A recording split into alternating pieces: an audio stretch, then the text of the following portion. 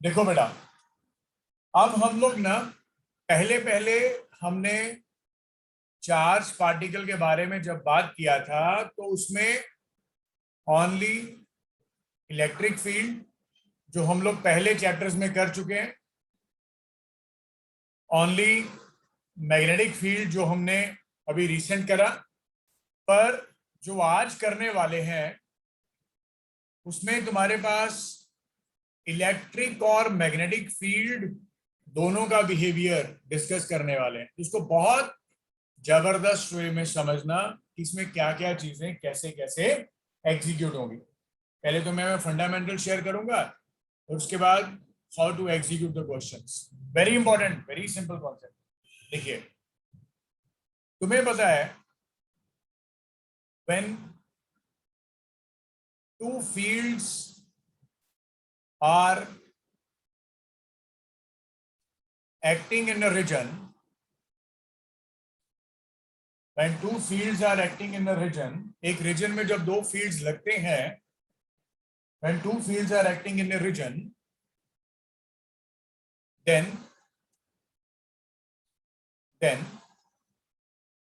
Lorentz force on moving charge particle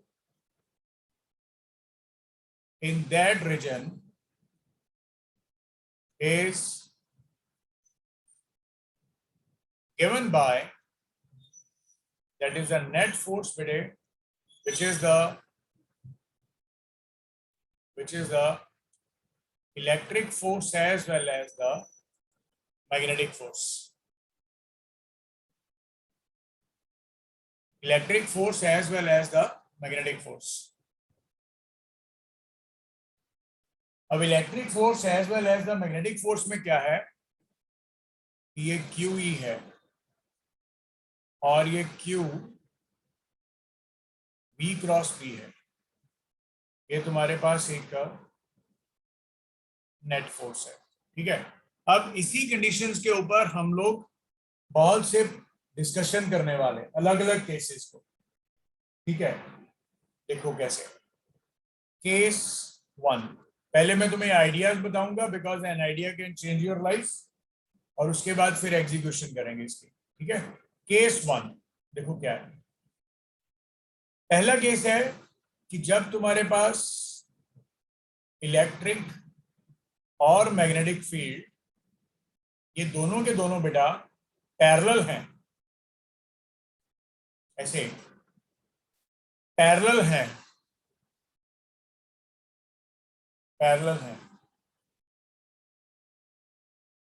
और तुम ये भी मान लो कि t0 पे तुम्हारे पास इनिशियल वेलोसिटी 0 था, तब क्या होगा, ये समझते हैं। देखो, तुम बोल रहे हो इसी तरफ तुम्हारे पास मान ले बेटा इलेक्ट्रिक फील्ड है और इसी तरफ तुम्हारे पास मैग्नेटिक फील्ड है, और एक चार्ज पार्टिकल है जो कि रेस्ट पे था। जब कोई भी बॉडी रेस्ट पे होती है, और ये कंडीशन ले लो या ये कंडीशन ले लो, t0 पे चार्ज पार्टिकल की जो वेलोसिटी है वो ux है। इस तरफ तुम इसका नाम x एक्सिस रख लो, इलेक्ट्रिक फील्ड और मैग्नेटिक फील्ड तुमने x एक्सिस की तरफ लगाए, इसका नाम x एक्सिस रख लो। तो तब भी इस कंडीशन में भी, इन दोनों कंडीशंस में मैग्नेटिक फोर्स तो 0 लगेगा। क्यों? क्योंकि जब चार्ज पार्टिकल को parallel to the magnetic field भेजते हैं तब कोई भी मैग्नेटिक फोर्स नहीं लगता, चाहे उस रीजन में हमारे पास मैग्नेटिक फील्ड हो, इस वजह से। ओके, तो ये तुम्हारे पास यहाँ पे ऐसे था, तो मैं इसका क्या समझा रहा हूँ पॉइंट, मैं इसको थोड़ा टेक्नोलॉजी से इसको यूज करते हैं। पहली कंडीशन जो मैंने ये वाली लिखी है बेटा, t0 पे ये रेस्ट पे था, तो ऑब्वियस ही बात है बेटा ये इलेक्ट्रिक फील्ड के कारण इस पे एक्सेलरेशन इधर को लगेगा, यहाँ पे एक्सेलरेशन लगेगा due to electric field. and is not affected by the magnetic field, और ये मैग्नेटिक फील्ड की वजह से अफेक्टेड नहीं होगा, मतलब इसके ऊपर कोई फोर्स नहीं लगेगा। क्यों नहीं लगेगा? क्यों नहीं लगेगा? बिकॉज ये इलेक्ट्रिक फील्ड जो चार्ज पार्टिकल था वो इस कंडीशन के हिसाब से रेस्ट पे था, और जब रेस्ट पे है बाद में मोशन में भी आया तो तब भी कोई फोर्स नहीं लगेगा। ठीक है, at t is equal to 0 and even later time t, later time t पे भी इसके ऊपर कोई फर्क पड़ने वाला नहीं है। क्यों नहीं है? लेटर टाइम t पे भी इसके ऊपर कोई फर्क पड़ने वाला नहीं है। क्यों नहीं है? Because charge particle remains parallel to the magnetic field, remains parallel to the magnetic field। Clear हो गया बेटा? क्लियर हो गया? अब देखो करना क्या है, सुनो,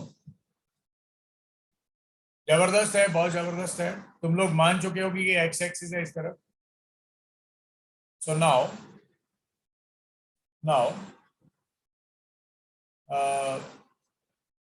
इलेक्ट्रिक फील्ड लगेगा, चार्ज इनटू इलेक्ट्रिक फील्ड, तो इसकी वजह से इसके ऊपर acceleration no doubt along x axis लिखेगा, बिकॉज तुमने इलेक्ट्रिक फील्ड एक्स एक्सिस की तरफ लगाया, तो ये आ जाएगा बेटा फोर्स बाय मास। ये तुम्हारे पास आएगा क्यू ई बाय एम। और हमें पता है बेटा, हमें पता है कि v का फॉर्मूला क्या होता है एक्स एक्सिस की तरफ अगर तुम लिखना चाहते हो, तो v का फॉर्मूला क्या होता है बेटा? ux प्लस ए एक्स टी। तो vx किसके बराबर आ गया? ux 0 है, ax कितना है? q e बाई एम, और टाइम कितना आ गया? t। बेटा क्लियर हो गया पॉइंट? तो vx का वैल्यू बेटे तुम्हारे पास आ गया, vx का वैल्यू तुम्हारे पास आ गया बेटा q e by m into T.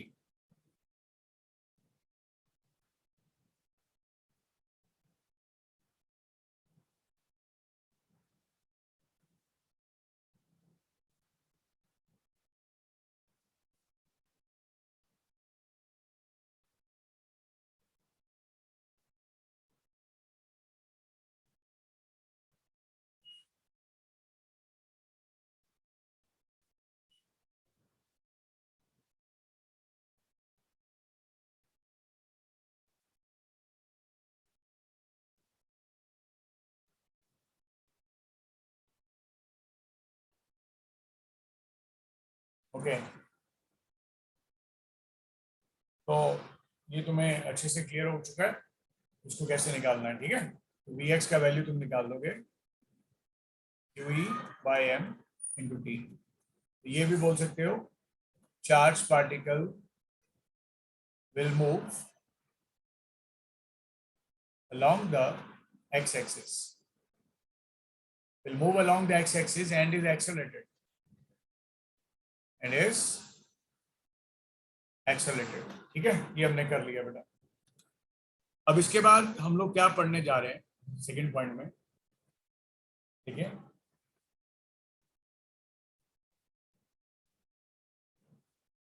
देखिए अब हम केस 2 स्टडी करते हैं इसका।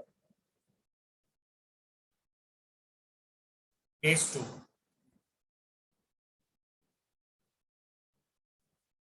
केस 2 क्या है बेटा कि इलेक्ट्रिक फील्ड और मैग्नेटिक फील्ड दोनों पैरेलल ही हैं बेटा,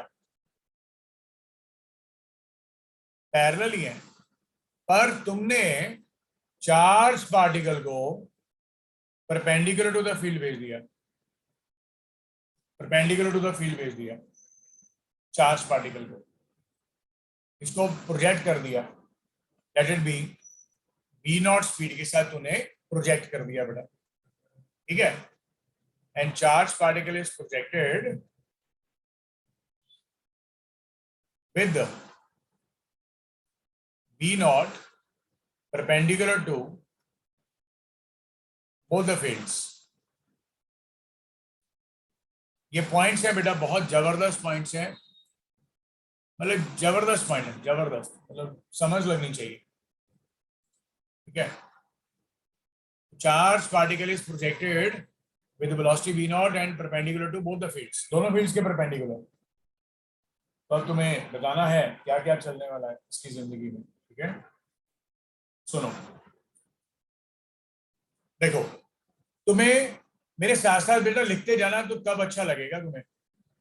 बेटा इसमें जो नेट फोर्स लगने वाली है वो इलेक्ट्रिक फोर्स और मैग्नेटिक फोर्स दोनों आएंगी, पहली बात।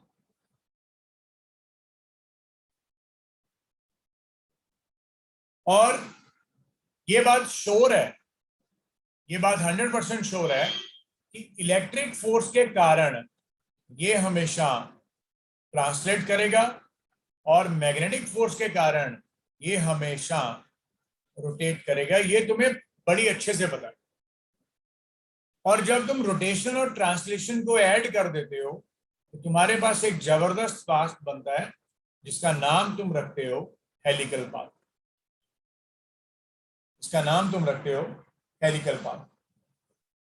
पर इसमें होगा क्या, एक चीज वो तुम्हें शेयर करनी है बस। देखो, सबसे पहले तुम इलेक्ट्रिक फील्ड का इंपैक्ट देखो और फिर मैग्नेटिक फील्ड का इंपैक्ट। चलो मैग्नेटिक फील्ड का इंपैक्ट देख लेते हैं। चार्ज है Q, वेलोसिटी जो है मैग्नेटिक फील्ड के इसके परपेंडिकुलर है, तो Q V नॉट B आ गया, सिंपल आंसर। तो ये इसकी वजह से, मैग्नेटिक फोर्स की वजह से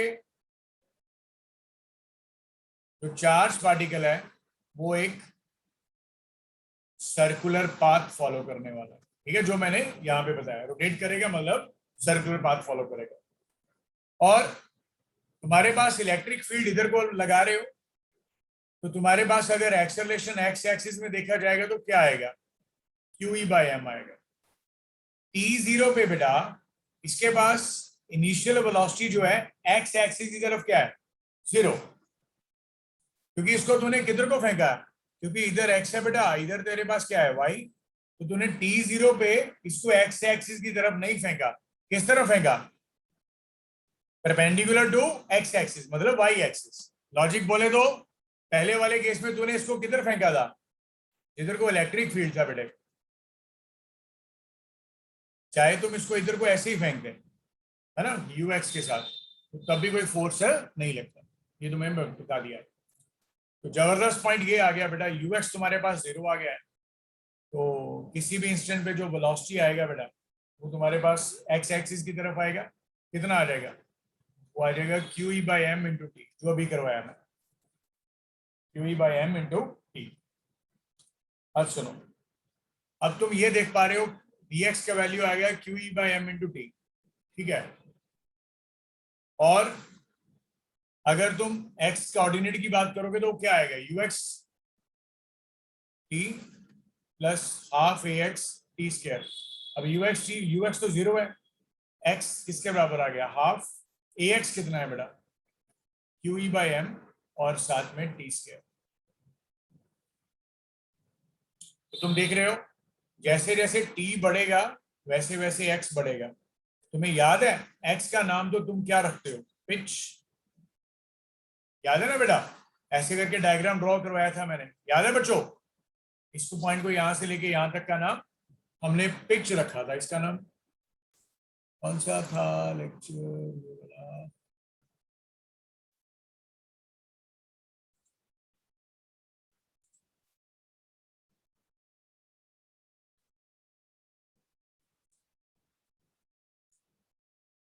डायग्राम भी ड्रॉ करवाए थे आपको।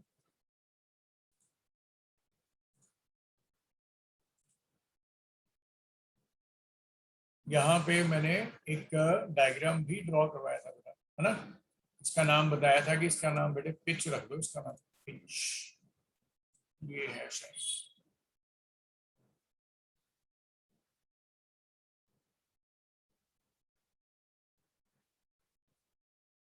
इधर क्या है यार? बच्चों डायग्राम करवाया था ना ड्रॉ एक मैंने, जो कलर डायग्राम था वो हमारे पास। चलो अभी ध्यान में नहीं, इसमें दिख नहीं रहा है, पता नहीं किधर होगा।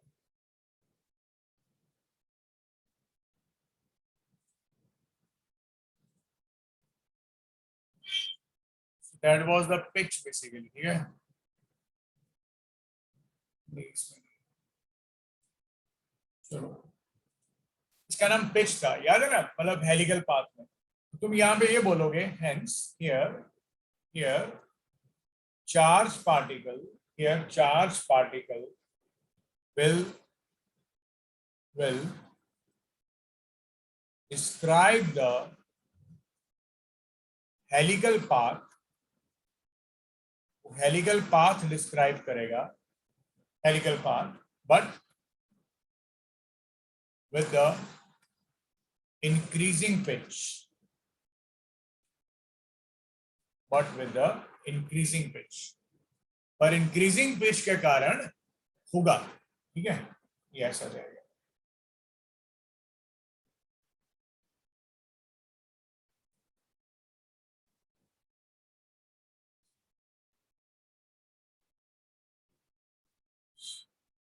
ओके, और इसमें जो ऊपर वाला क्वेश्चन था बेटा, अब केस नंबर 4 करके देखते हैं। जो तुम्हारा ऊपर वाला क्वेश्चन था, इसमें तुम्हारे पास वेलोसिटी जो थी, इट वाज परपेंडिकुलर। पर अब देखो, अगर केस 4 की मैं बात करूं, तुम्हारे पास इस तरफ बेटे दोनों फील्ड्स हैं, इलेक्ट्रिक भी है और मैग्नेटिक भी है, दोनों के दोनों पैरेलल है। पर अब तुमने इसमें एक जबरदस्त पॉइंट खेला। क्या तुमने जबरदस्त पॉइंट क्या खेला बेटा? तुमने एक चार्ज पार्टिकल को इधर को प्रोजेक्ट किया, जिसका स्पीड v नॉट है, ठीक है बच्चे, और इसका एक्स एक्सिस से ज्यादा एंगल थीटा है। v नॉट के दो कंपोनेंट्स आ गए, v नॉट कॉस थीटा बेटे और v नॉट साइन थीटा। फिर से तुम इसको ये बोल रहे हो, charge particle projected, charge particle projected at some angle theta with the x axis, because हमने इसका नाम पहले से ही x axis और इसका नाम y axis पहले से ही रखा हुआ है, ठीक है। अब देखो करना क्या है इसमें, बहुत जबरदस्त पॉइंट है यार, बहुत जबरदस्त। सबसे पहले फिर से चलो पहले मैग्नेटिक फील्ड के बारे में लिखते हैं, थोड़ा इजी है। मैग्नेटिक फील्ड के लिए तुम्हें सिर्फ परपेंडिकुलर कंपोनेंट देखना होता है। तुम बोल दोगे सर इसमें मैग्नेटिक फोर्स का फॉर्मूला आएगा Q v not sine theta p के साथ, ये कहानी खत्म, ठीक है। तो सर्कुलर पाथ आएगा। फिर आती है इलेक्ट्रिक फील्ड की बात। अभी इलेक्ट्रिक फील्ड की जब बात करोगे, ये जबरदस्त पॉइंट आएगा बेटा, सुनो एक बार, जबरदस्त। T0 पे अब तुम्हारे पास जो ux आएगा, अब वो जीरो नहीं आएगा। पहले वाले केस में तुम्हारे पास ux क्या था? जीरो, देख पा रहे हो।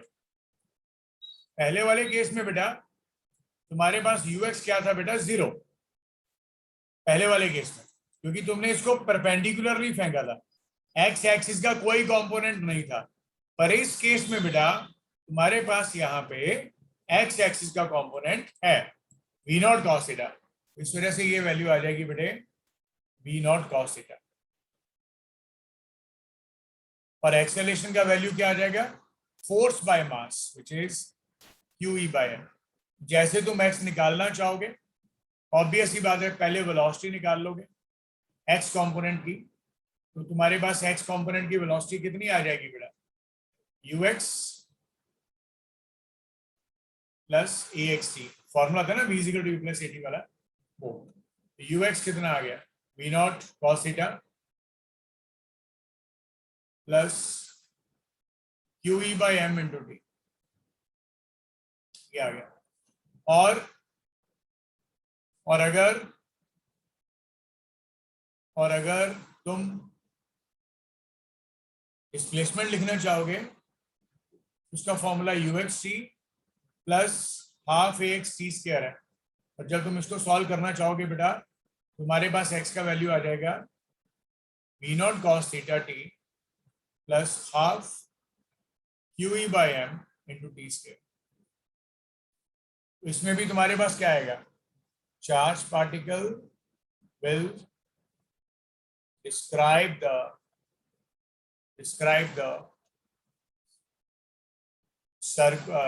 will describe the helical path with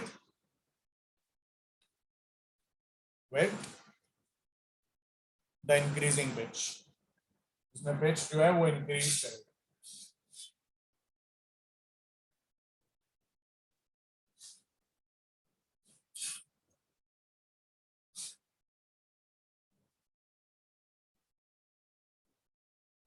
ठीक है बच्चों ठीक है. इसमें भी तुम्हारे पास यही था, इलेक्ट्रिक मैग्नेटिक फील्ड पैरेलल, और जो चार्ज पार्टिकल है उसको हमने किसी एंगल पे फेंका. ठीक है. अब देखो आगे एक और, I am giving you 2 minutes, have a look जल्दी जल्दी से.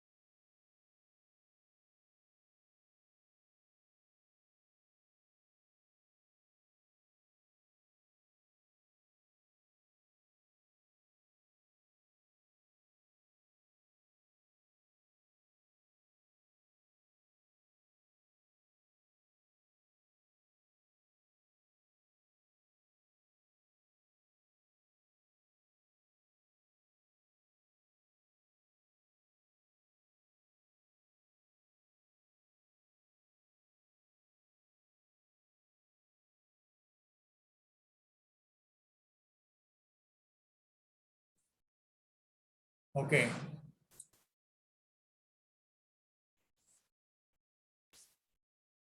तो तुम्हारे पास बेटे ये चीज जो थी ये इंपॉर्टेंट था.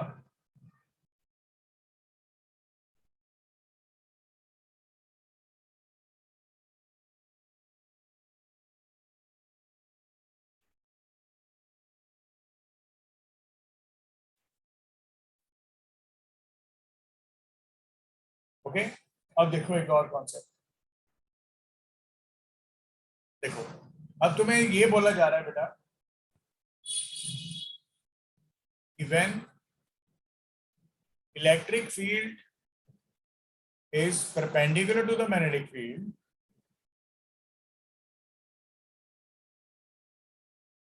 and velocity,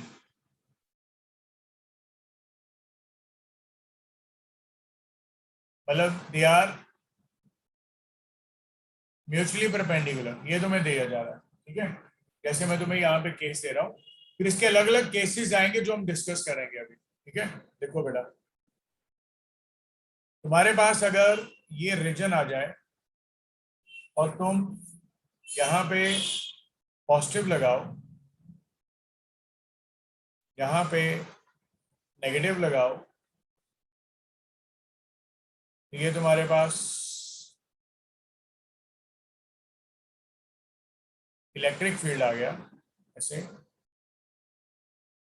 तुम्हारे पास इलेक्ट्रिक फील्ड आ गया बेटा, और तुमने इस रीजन में, ये जो सारा रीजन है इसके अंदर तुमने इनवर्ड मैग्नेटिक फील्ड लगाया. मतलब इनवर्ड तुम्हारे पास मैग्नेटिक फील्ड है और इलेक्ट्रिक फील्ड तुम्हारे पास इस तरफ है, क्योंकि electric field positive to negative होता है.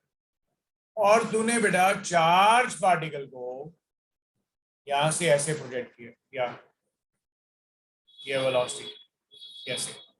अगर तुम ड्रॉ करना चाहो तो तुम ऐसे बोल सकते हो, सर ये एक्स एक्सिस है, ये वाला वाई एक्सिस है, और जो डॉट है वो z एक्सिस है। अगर डायरेक्शंस की बात करो तो वेलोसिटी तुम्हारे पास आ गया बेटा v नॉट, लिख दो कोई दिक्कत नहीं है, आई कैप। इलेक्ट्रिक फील्ड आ गया, वो आ गया नो डाउट ई नॉट, पर नीचे को लगा रहे हो माइनस जे कैप है। मैग्नेटिक फील्ड है बेटा, इसका नाम बी नॉट, पर ये क्रॉस है। इसमें बेटा डॉट जो होता है जेड पॉजिटिव जेड होता है, तो क्रॉस जेड होता है नेगेटिव, ये माइनस के कैप है। तुम ये देख पाए कि ये तीनों के तीनों जो कंपोनेंट्स हैं एक दूसरे के परपेंडिकुलर है।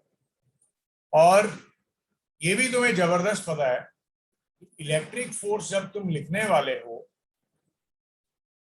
इलेक्ट्रिक फोर्स जब तुम लिखने वाले हो तो वो तुम्हारे पास क्यू ई नॉट आ जाएगी, पर इधर को माइनस वाई एक्सिस की तरफ। और मैग्नेटिक फोर्स तुम लिखने वाले हो तो वो मैग्नेटिक फोर्स तुम्हारे पास कितनी आ जाएगी करके देख लो, चार्ज क्यू है और ये वी नॉट आई कैप है cross minus of b naught a cap. और ये तुम देखोगे जबरदस्त वे में, ये क्यू वी नॉट और ये बी नॉट और ये बेटा आई क्रॉस माइनस के। तो बेटे आई क्रॉस माइनस के जो होता है वो जे होता है। क्या होता है? जे। तुम्हें कराया ना क्रॉस प्रोडक्ट, बेटे के क्रॉस आई क्या होता है? जे। के क्रॉस आई क्या होता है? जे होता है ना। तो यहां से जब माइनस कॉमन ले लोगे, माइनस जब बाहर आ जाएगा ब्रैकेट में क्या रह जाएगा? आई क्रॉस के। आई क्रॉस के जो होगा वो होगा माइनस जे, तो ये आंसर आया माइनस जे। माइनस ऑलरेडी बाहर है तो प्लस जे आ गया। इस वजह से तुम्हारे पास इस कंडीशन में ये q we naught j cap आ जाएगा, जो कि तुम्हारे पास एक मैग्नेटिक फोर्स है। ये इलेक्ट्रिक फोर्स आ गया। तुम जबरदस्त पॉइंट देखो, ये नेगेटिव वाई एक्सिस की तरफ है, ये पॉजिटिव वाई एक्सिस की तरफ है। ठीक है, अब देखो तीन केसेस आ गए हमारे पास। पहला केस आ गया, मतलब मैं छोटा सा ये पॉइंट भी शेयर कर दूं, ये चार्ज पार्टिकल जा तो इधर को रहा है, लेकिन इसके ऊपर मैग्नेटिक फोर्स इधर को लग रहा है और इलेक्ट्रिक फोर्स इधर को लग रहा है, और ये वी नॉट ऐसे है। अब तुम्हें इसके सब केसेस की डिस्कशन करनी है। ठीक है, ए केस कंडीशन है। तुम बोलोगे सर अगर इलेक्ट्रिक फोर्स मैग्नेटिक फोर्स से बड़ा होगा तो क्या होगा? तो ऑब्वियस ही बात है बेटा, ये चार्ज इधर जा रहा है और जब ये नेट फोर्स इधर लगेगा तो ये ऐसे जाएगा, तो ये पैराबोलिक पाथ फॉलो करता है, तुम्हें पता ही है।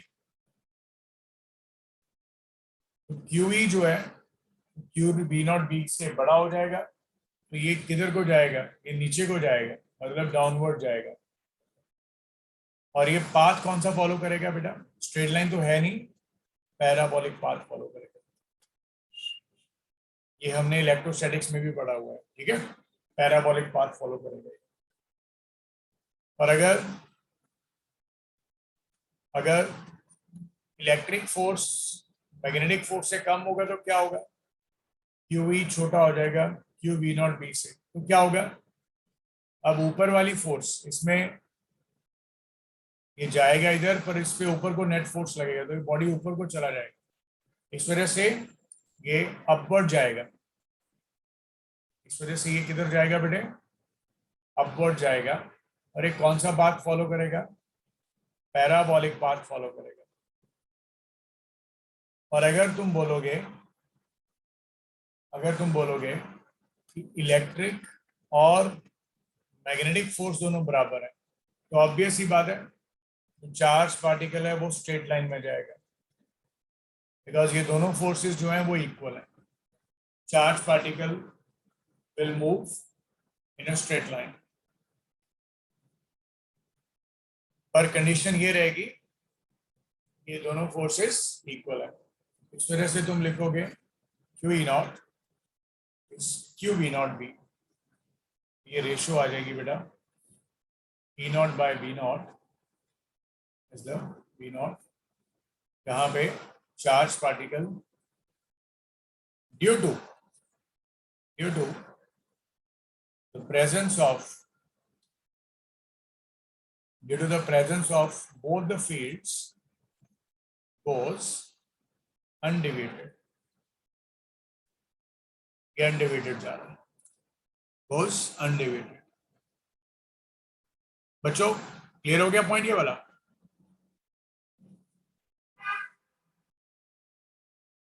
बच्चों ये पॉइंट क्लियर हो गया सभी को?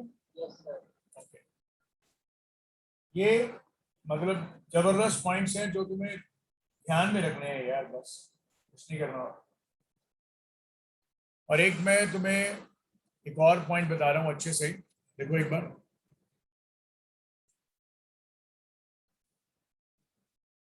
एक पॉइंट और आता है कि जब इलेक्ट्रिक फील्ड जो है बेटा वो मैग्नेटिक फील्ड के परपेंडिकुलर है, और but charge particle is at rest, charge particle rest पे, ये बात श्योर है, at t is equal to 0। ठीक है, इसका एक डेरिवेशन होता है, वो हम बाद में देखते हैं। उसके लिए मैं एक सेपरेट बना दूंगा एक वीडियो सॉल्व करके, इजी रहेगा, कोई दिक्कत वाली बात नहीं रहेगी, तुम लोग वो देख लेना। ठीक है, सेपरेट वीडियो शेयर कर देंगे, बिकॉज डेरिवेशन इतना इंपॉर्टेंट नहीं है जितना इंपॉर्टेंट इसका रिजल्ट है। वो रिजल्ट कैसे आता है, I will share that derivation with you. ठीक है, पर हमें ये समझना है कि इसमें होगा क्या। देखो यहाँ पे ऐसे रहेगा और एक इनवर्ट डायरेक्शन रहेगा, चार्ज पार्टिकल यहाँ पे है, और तुमने मान ले बेटा इस तरफ इलेक्ट्रिक फील्ड लगा दिया, मैग्नेटिक फील्ड इनवर्ट लगा दिया, चार्ज पार्टिकल रेस्ट पे है। तो T0 पे होगा क्या, चार्ज पार्टिकल जो होगा विल मूव करेगा, पर किधर को, टुवर्ड्स या in the direction of electric field,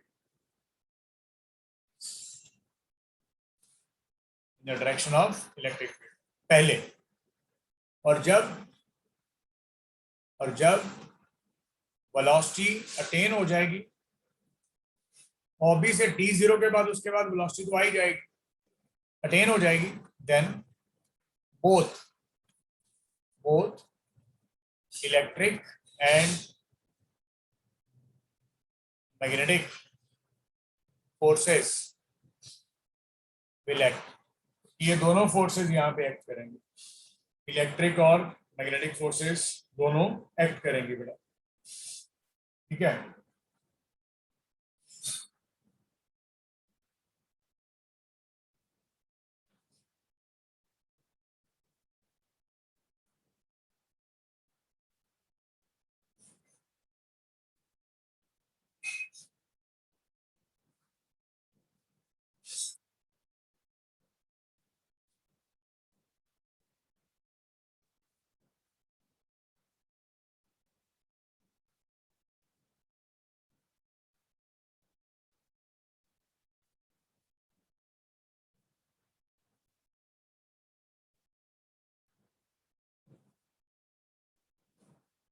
ये होगा।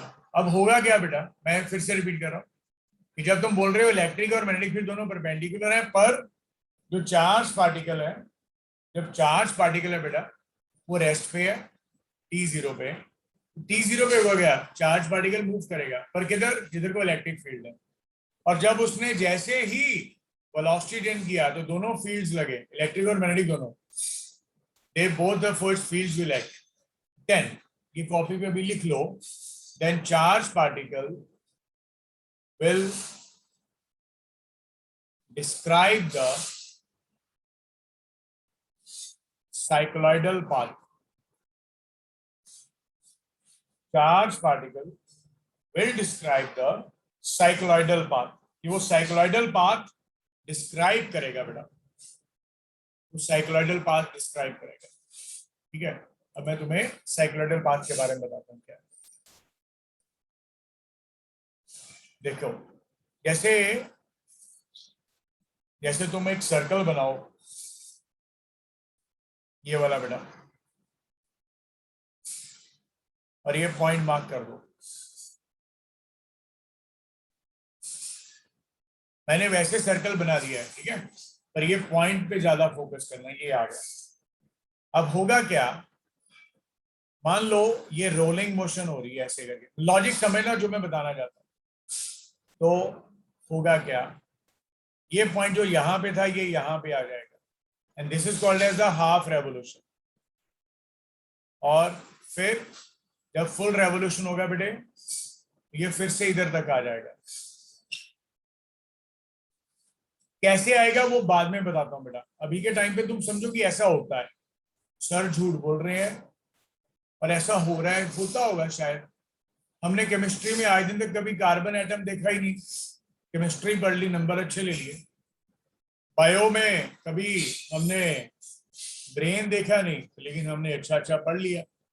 मैथ्स में आपने कभी मैट्रिसेस देखा ही नहीं, क्योंकि वो है ही क्या कह सकते हो, प्रैक्टिकल सा कुछ ऐसा फॉर्मेट जिसको बनाना है, बता दिया लेट करना है, लेट करना है, बस वही चीज। पर इसमें लेट नहीं होता, ये प्रैक्टिकल है जो मैं तुम्हें बता रहा हूँ। अब कई बच्चों ने बाइसिकल नहीं देखा होता तो उनको नहीं पता होता बाइसिकल का व्हील होता है, वो चीज की मैं बात कर रहा हूँ। तो ये बेटा तुम्हारे पास एक बाइसिकल व्हील है, ये वाला, ये यहाँ पे है ओरिजिन पे, फिर ये यहाँ पे गया, फिर ये यहाँ पे गया। अब मैं तुम्हें क्या बोलने वाला हूँ उसमें, इसमें क्या बोलने वाला हूँ, ये एक्स एक्सिस है, मान लो ये वाई है, ये जेड है, कोई दिक्कत वाली बात नहीं है। तो ये मोशन जो होती है ना बेटा ऐसे, मतलब ये वाली मोशन है ऐसे ऐसे ऐसे, this is called as the cycloidal motion. Cycloidal word का मतलब क्या होता है कि बाइसिकल व्हील होता है, तो व्हील पे आप एक पॉइंट मार्क कर लेते हो, तो वो उस पॉइंट का ट्राजेक्टरी जो होता है उसको बोल देते हैं साइक्लोइडल मोशन। उस पॉइंट के जो ट्राजेक्टरी की जो वैल्यू होती है उसको बोल देते हो बेटे साइक्लोइडल मोशन।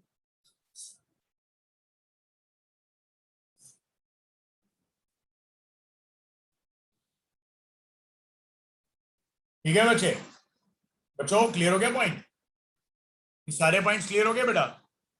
ये तुम्हें पॉइंट्स को बहुत जबरदस्त वे में इसको ध्यान में रखना है, जबरदस्त वे में, तो तुम्हें ये चीजें अच्छे से पता लग जाएंगी। इसका डेरिवेशन जो है, इसके कुछ एडिशनल क्वेश्चंस है वो हम लोग करेंगे भी, पर इसका जो स्पेसिफिक कोई डेरिवेशन रहेगा उसको as per the time norms देख लेंगे कब करना है। इतना ज्यादा जरूरी नहीं है वो डेरिवेशन, पर आईआईटी स्टूडेंट्स के लिए बहुत जरूरी है, मेडिकल वाले बच्चों को भी जरूरी है, क्योंकि वो पूछ सकते हैं कि इसका इक्वेशन बताओ क्या है। तो हम लोग अगर ड्राइव भी कर लेंगे तो कोई दिक्कत वाली बात नहीं है, समझ लेंगे किसी चीज को, क्या दिक्कत है ना, समझ पे ही तो दुनिया कायम है। तो देखो एक बार, जबरदस्त पॉइंट है, इसका नाम है साइक्लोट्रॉन, एक नया टॉपिक है साइक्लोट्रॉन। होता क्या है, थोड़ा बेसिक थोड़ा फंडामेंटल है, मैं शेयर कर देता हूँ। साइक्लोट्रॉन एक मशीन है, एक मशीन है which is used to accelerate the charged particle to very high speed, उसको बहुत हाई स्पीड में कर देते हैं। और इसका यूज क्या रहता है, इसका यूज क्या रहता है, सबसे पहला यूज तो ये रहता है साइक्लोट्रॉन में, to study the nuclear reaction, nuclear action को स्टडी करने के लिए। दूसरा रहता है टू इंसर्ट एन आयन, किसी आयन को हमने किसी सॉलिड में इंसर्ट करना है। मतलब जैसे ये सॉलिड होगा कुछ बॉडी, इसके अंदर एक पॉजिटिव आयन होगा, तुम इसको इतना एनर्जी दे दो ताकि ये इसके अंदर पेनिट्रेट हो जाए और इसके अंदर चला जाए, ठीक है, सॉलिड के अंदर, ऐसा बोला जा रहा है। और थर्ड है, it is used to start the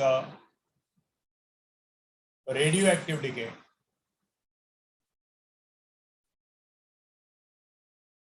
वही चीज आ गई, हाई एनर्जी पार्टिकल्स होते हैं, high speed high energy particles होते हैं, और किसी भी हाई एनर्जी, जो हाई एनर्जी होता है वो न्यूक्लियस के साथ ही इंटरेक्शन कर सकता है ना, तो वो रेडियो एक्टिव डिके में थोड़ा आपको हेल्प कर सकते हैं। अब इसका कंस्ट्रक्शन में क्या रहता है बेटा, बेटा इसकी कंस्ट्रक्शन में क्या रहता है, तुम्हारे पास इसकी कंस्ट्रक्शन में क्या होता है कि एक हम लोग जैसे दो डीज ड्रॉ करते हैं, और यहां पे हम लोग एक हाई फ्रीक्वेंसी ऑसिलेटर लगाते हैं, हाई फ्रीक्वेंसी ऑसिलेटर लगाते हैं, और यहां पे नॉर्थ और यहां पे साउथ, ऐसे होता है।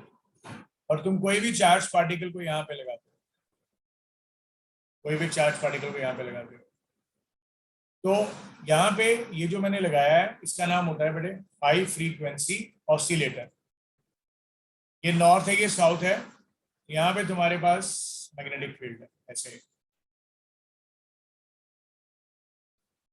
होता क्या है बेटा कि तुम ये पॉजिटिव चार्ज पार्टिकल है, ये जो मैं यहाँ पे ड्रॉ कर रहा हूँ, ये एक पॉजिटिव चार्ज पार्टिकल है, और यहाँ पे जब हाई फ्रीक्वेंसी ऑसिलेटर लगाया तो यहाँ पे पॉजिटिव आ गया बेटे इस साइड पे, और इस साइड पे नेगेटिव आ गया।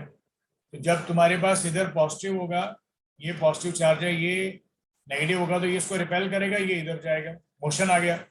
अब इसके अंदर तुम्हें मैग्नेटिक फील्ड ढूंढेगा, ये ऐसे आएगा, फिर ऐसे जाएगा, ऐसे ऐसे करके इसका रोटेशन बढ़ता जाएगा बेटा।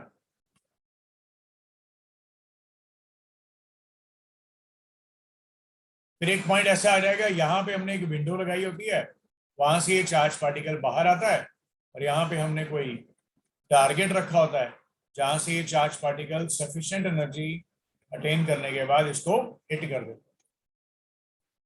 ठीक है बेटा, और यहाँ पे ये सोर्स रखा है, समझ गए बेटा। इसके अंदर इलेक्ट्रिक फील्ड, इसके अंदर तुम्हारे पास क्या था, मैग्नेटिक फील्ड। मैग्नेटिक फील्ड जब किसी चार्ज पार्टिकल पे लगता है तो क्या बनाता है, सर्कुलर पाथ। तो ये डी है, तो डी में सेमी सर्कुलर पाथ आएगा, फिर से इस इधर आएगा। अब ऑसिलेटर क्या करेगा, जैसे ही इधर आएगा ये पॉजिटिव हो जाएगा, ये नेगेटिव, इसको और पुश मिल जाएगा, उसकी वेलोसिटी पहले से बढ़ जाएगी, फिर से सर्कुलर पाथ आएगा, फिर से जब इधर आएगा फिर से ये पॉजिटिव ये नेगेटिव, फिर और पुश मिलेगा, तो इसका रेडियस बढ़ता जाएगा। बच्चों क्लियर हो गया, बच्चों क्लियर हो गया पॉइंट।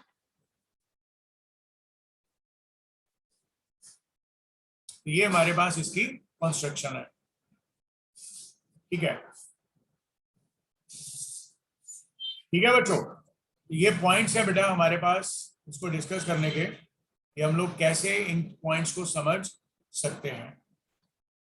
बहुत सिंपल पॉइंट है बेटा, बहुत सिंपल, बहुत जबरदस्त पॉइंट है।